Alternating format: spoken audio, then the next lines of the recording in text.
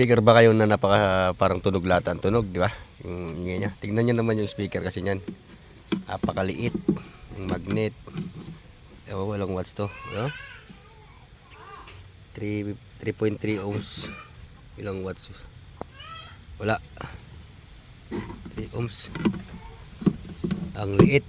Ngayon, meron tayo sa Shopee na bibiling ganito. Napakamura naman. Ayan oh. Ito 6.5 ang kuan nito. Sukat. Sukat lang to guys. Ayan. Diba?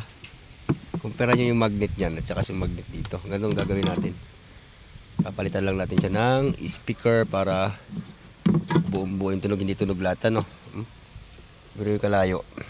Nasa magkano lang 300. Walang 500, dalawa. Hindi mo na. Same process lang, tanggalin yung screen. Ito.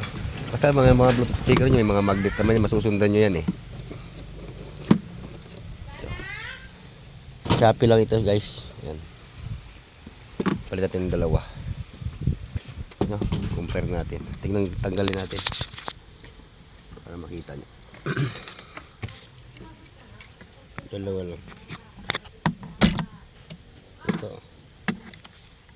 Magagamit pa rin naman natin ito sa ibang project. Pwede natin gawin pang mid.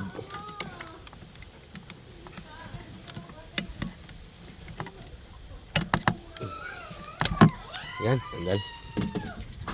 I-compare natin ha. Paras lang yan 6.5. Magnet. Pakalayo po.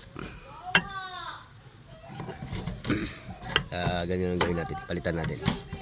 Bago ito mag sound check. Speaker na to ay yan, nabibili sa kan. Mga nag-iikot-ikot.